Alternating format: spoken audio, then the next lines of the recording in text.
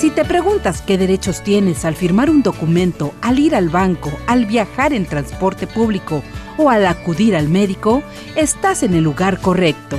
Esto es Contrato Legal.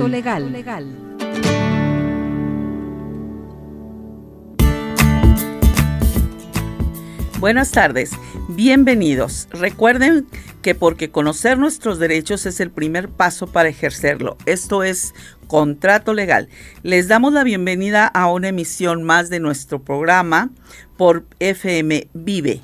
Y sobre todo a nuestros amigos en los municipios de Montemorelos, Linares, Galeana, Doctor Arroyo, Zaragoza, Sabina, Sarramberry, Mier y Noriega y Cerralbo. Gracias por acompañarnos en una emisión más con un tema muy interesante y sobre todo muchas gracias a Román Garza que nos acompaña en los controles.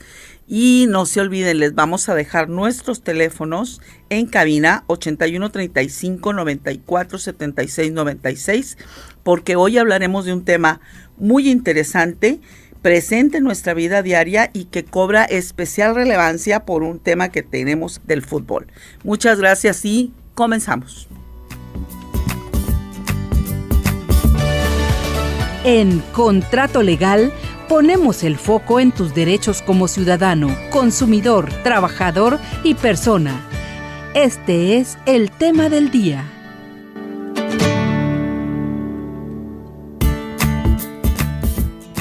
Nuestro tema del día es la propiedad intelectual y de alguna manera tocaremos un punto importante que son los derechos de transmisión. Ahora que estamos con esta época muy importante en materia de fútbol, quiero darle la bienvenida al maestro Adrián Becerril, que es un especialista en propiedad intelectual, que tiene un libro al respecto sobre propiedad intelectual y todo después de haberse recibido de abogado, pues se ha dedicado a esta materia que es muy importante, aunque pues no en todos los casos podemos tener esa visión completa de lo que es la propiedad intelectual. Muchas gracias, licenciado Adrián Becerril, por estar con nosotros. Gracias por acompañarnos y pues aquí le daremos algunas preguntas que nos van a servir para que nos saque de dudas. Gracias por estar aquí. Muy buenas tardes, doctora. Primeramente agradeciendo la invitación a este espacio, muy importante escuchar. Estamos en Vive FM. Llegando a muchos radioescuchas aquí en Vive FM. Pues ahora sí que todo esto ha sido posible, ser abogado, gracias a que tuve grandes mentores, como lo fue usted en la licenciatura. Encantado de estar aquí y poder brindar ahora sí que un poco de lo que he aprendido a lo largo del tiempo de esta materia. Encantado. Gracias por estar aquí, pues hace muchos años de eso. Qué bueno, años. Pero empezaste con una en general y después te especializaste en una materia de propiedad intelectual, que es una materia no tan explorada, pero que sin embargo trae muchas repercusiones entre obligaciones y derechos. Parte de eso es lo que vamos a tocar ahorita. Yo creo que empezamos por lo básico, ¿no? En este caso, ¿qué es la propiedad intelectual y por qué es importante para una persona? Bueno, la propiedad intelectual es el conjunto de derechos que protegen las creaciones de la mente humana, como son las marcas, las invenciones, obras artísticas, diseños, software, cinematografía y demás obras visuales, fotografías, contenido digital, entre otras. Aunque muchas personas piensan que es un tema exclusivo para grandes empresas o artistas, en realidad nos involucra a todos. Claro. Por ejemplo, una persona que crea contenido para redes sociales, desarrolla un negocio, diseña un logotipo o incluso escribe un libro, está generando activos que genera gran valor económico y obviamente merecen protegerse. Ese punto que tocas es muy importante. Normalmente cuando tocamos propiedad intelectual, pues no pensamos necesariamente que se pueda obtener un ingreso. Pero sin embargo, cuando ya haces el registro de, como dijiste ahorita, libros, canciones, poemas, muchas cosas de ese tipo, pues obviamente te conviertes en un derecho que repercute económicamente. ¿Qué tanta repercusión tenemos en realidad? Una vez que tengas el registro, obviamente, ¿no? Definitivamente depende, ahora sí que el rubro, la persona, regularmente la empiezan primeramente por... ¿sabes qué? Quiero estar ahorita generando ingreso, ahorita no me interesa en sí mi negocio.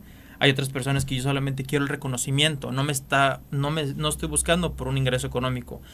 ¿Qué tanto puede crecer en cuestión de lo económico? Bueno, pues puede crecer enormemente. El tema económico puede tener una trascendencia tan enorme como tener ya tu marca famosa, posicionada, como estar generando ingresos. La propiedad intelectual tiene esas virtudes de tener ese valor en lo intangible. Y como estamos hablando de propiedad intelectual, estamos hablando de que las personas cada vez que crean algo, cada vez que producen algo, pues eso le puede generar algo de dinero. Por lo tanto, ¿cómo puede una persona proteger legalmente, por ejemplo, una marca, una patente o el nombre de su negocio y en sí su emprendimiento? ¿Cómo podemos protegerlo? Bueno, lo primero es buscar qué es lo que tiene valor dentro del proyecto. Okay. Necesitamos primero, ahora sí que ser cabeza fría y bueno, pues esto sí tiene valor, esto sí puede tener, ahora sí que el posicionamiento adecuado. Vamos a hablar sobre la marca. Primeramente, para la marca, el trámite es ante el INPI, ante el Instituto Mexicano de la Propiedad Industrial. Para mí, desde mi punto hay que registrarlo bajo 4 modalidades, bajo 4 procesos, que es conocer los impedimentos legales del artículo 173 de la Ley Federal de Protección a la Propiedad Industrial, clasificar la marca, es decir, saber a qué se va a dedicar, hacer una búsqueda fonética, hacer un sondeo en el sistema para saber qué tan viable es mi nombre y el llenado y la presentación de la solicitud. Esos 4 puntos es el proceso para llevar a cabo el registro de la marca ante el INPI. El INPI es el Instituto Mexicano de Propiedad Intelectual. Industrial. Industrial. Tenemos 2 tipos de institutos, el Instituto Nacional y el Instituto Internacional. Entonces, en el INPI, al ser materia intelectual, tienes varios apartados, ¿no? Dentro de esos apartados, uno es la marca, que vendría siendo lo que identifica o la señal que identifica tu producto o tu servicio, dependiendo qué es lo que estés desarrollando, ¿no? ¿Qué diferencia puedo tener si estoy hablando de una marca registrada con el nombre de un negocio? Hay una gran diferencia, porque si estamos hablando de un negocio, estamos hablando de una actividad.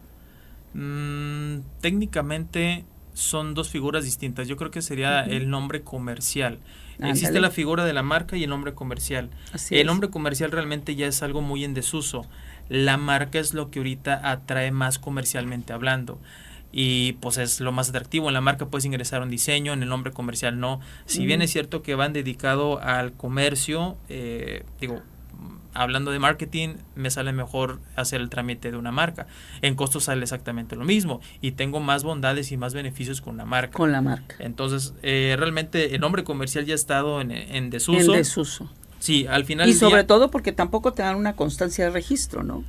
En cuestión de la marca sí te dan un registro, sí. un título de registro de marca. Así es. En el nombre comercial solamente tienes una publicación. Sí, y solamente tienes un uso. Y aparte requieres también una fe de hechos. Dentro de los requisitos que te solicitan, necesitas una fe de hechos. Entonces, mucho mejor es el trámite de una marca. Así es. ¿Sí? Ya al final del día nosotros nos hemos vuelto un poco más visuales desde mi punto de vista.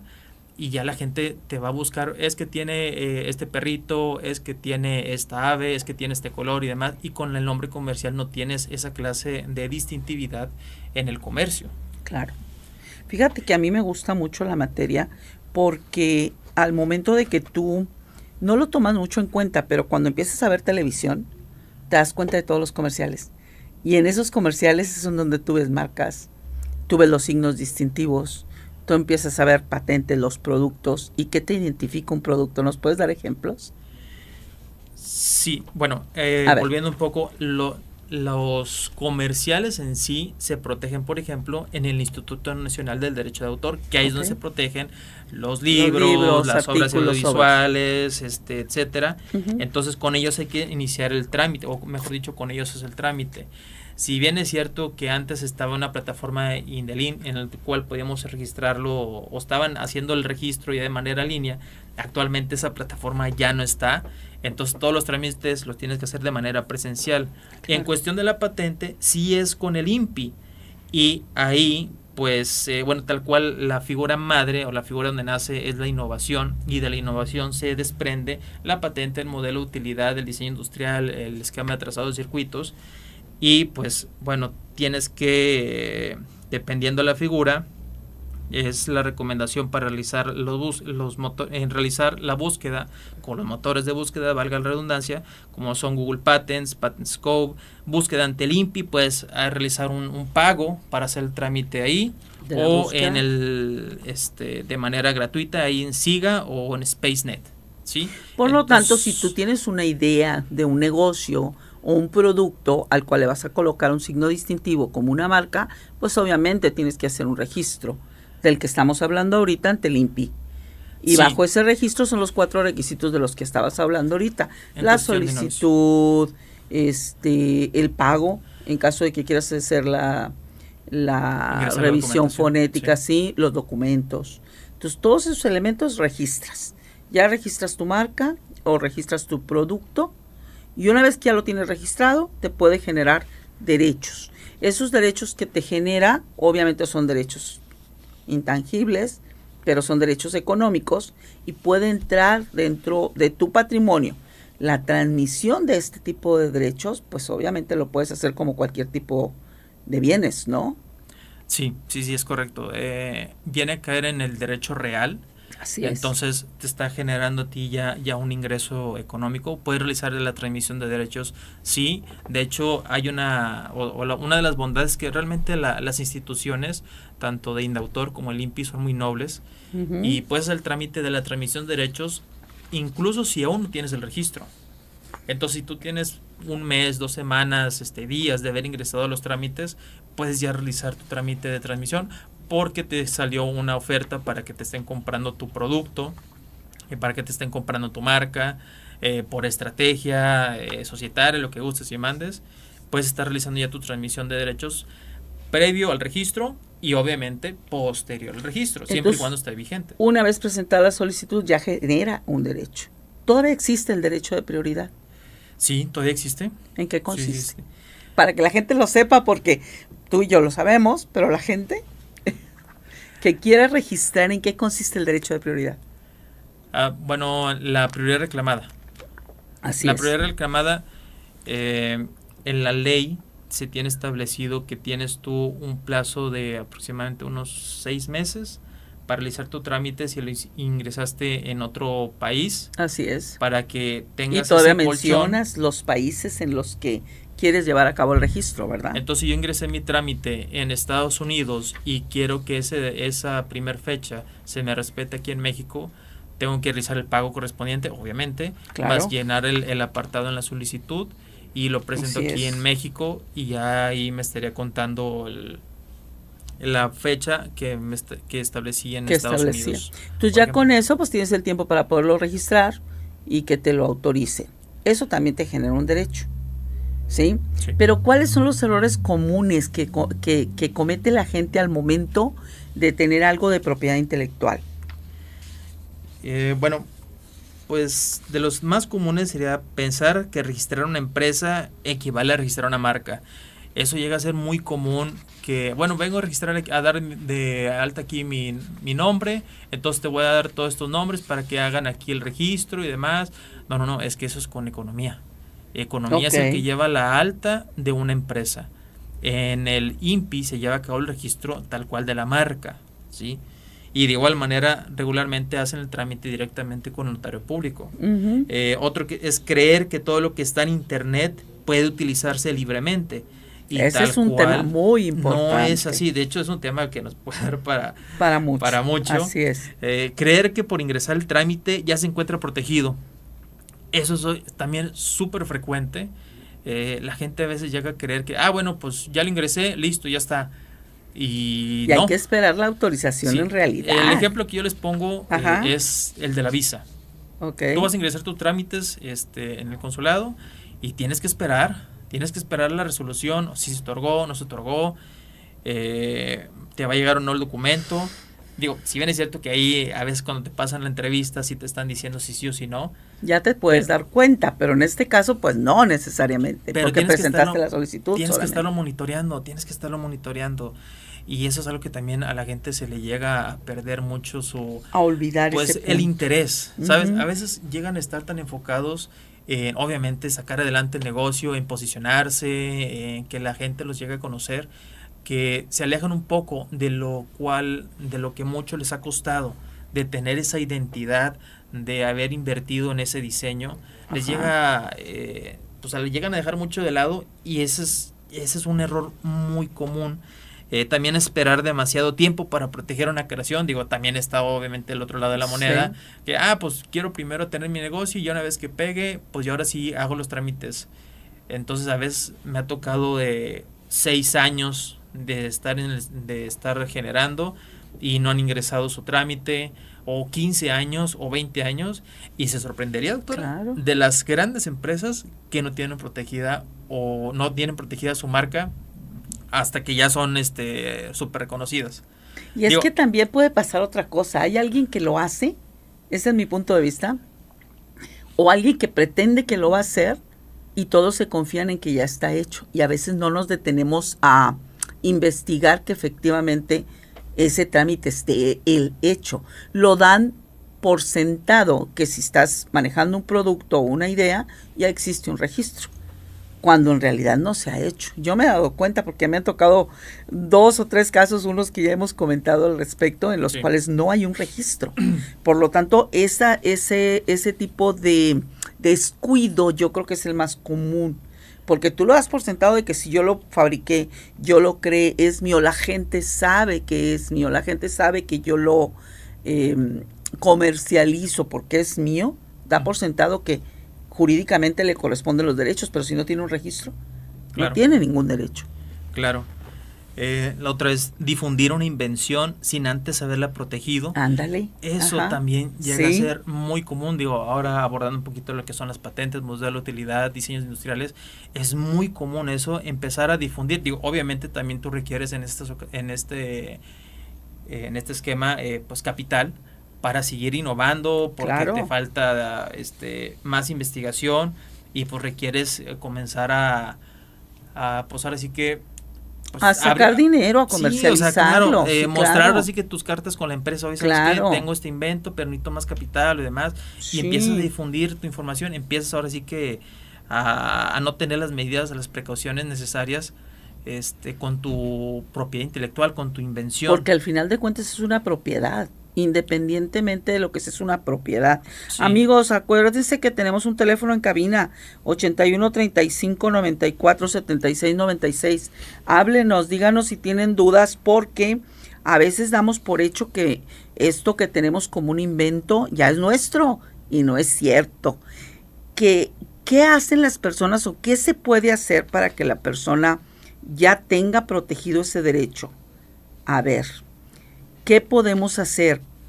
Porque estamos hablando de que este tipo de derechos, al tú darlos a conocer, pues cualquier persona puede hacer uso de ellos. Lo hemos visto con los nombres comerciales que después entran en grado confusión, sobre todo con los piratas. Vamos a mencionar piratas con esa palabra. Nos damos cuenta. Entonces ahí tendríamos que ver ¿qué tan frecuente es el robo de marcas o de ideas en México? Wow, la verdad es que es más común de lo que uno llega a pensar, por cuestión de desconocimiento, por cuestión de dinero fácil. En ocasiones llega a tener pues llegamos a tener la percepción que solamente por hacer, pues no pasa nada, le estoy cambiando el color, le estoy cambiando esta letra, además no son iguales.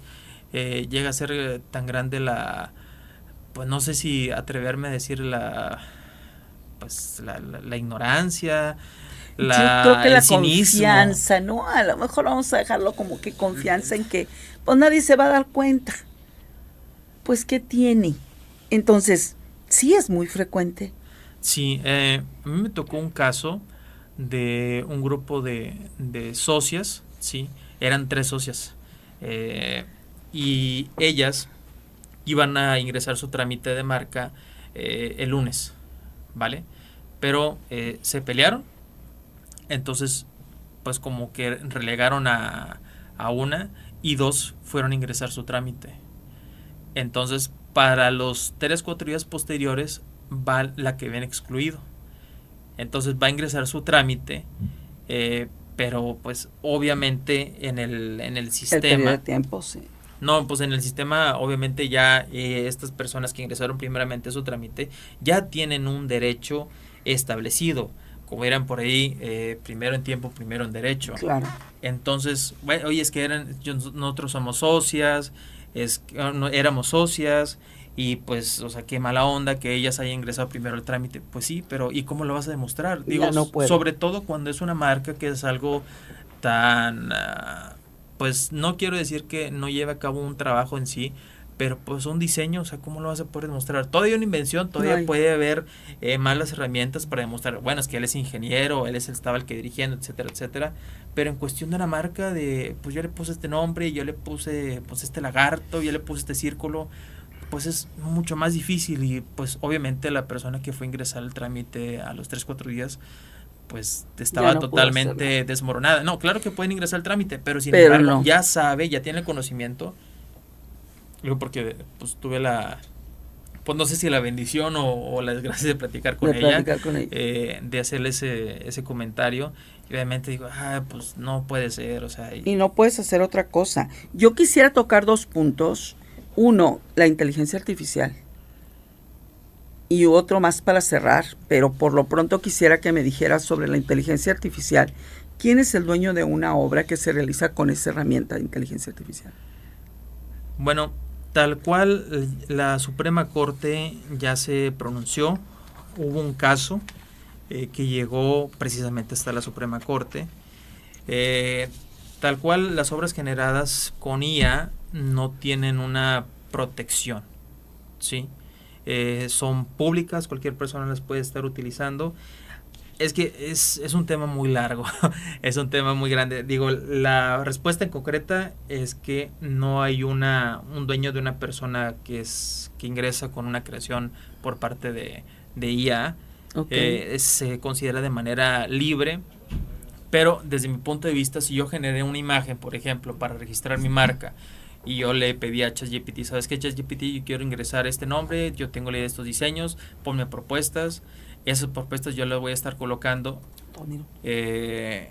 aquí en mi solicitud, y yo lo voy a ingresar así. Bueno, pues tal cual, pues si yo me estoy poniendo total como autor, desde mi punto de vista no debería haber ningún tema. Así es. Sin embargo, existe ya una resolución por parte de la Suprema Corte que dio el carpetazo, que fue precisamente la ministra Lenia Batres, que hizo el proyecto, dando la negativa a Gerald García Báez, ¿sí? Que es el que había ingresado un avatar que se había creado a partir de sus fotografías.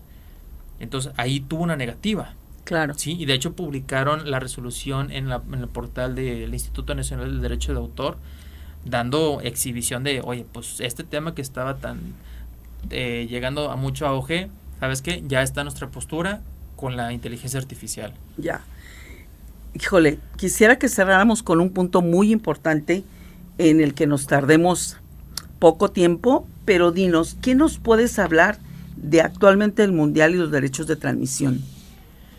Bueno, eso es para cerrar, porque esto es un tema también muy amplio, pero que sin embargo quiero que toquemos de manera general, porque estamos ya casi por terminar. Así que, por favor, ¿qué nos puedes decir para cerrar?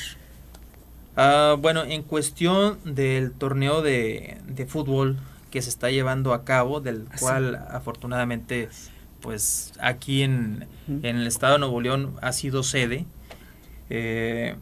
pues tal cual los derechos de transmisión, si bien es cierto que hay partidos que los han hecho de manera pública, han abierto la señal, también es cierto que los derechos los tiene una televisora, ¿vale? El autor, que es FIFA, delegó los derechos, o mejor dicho, dio una licencia a una televisora de aquí.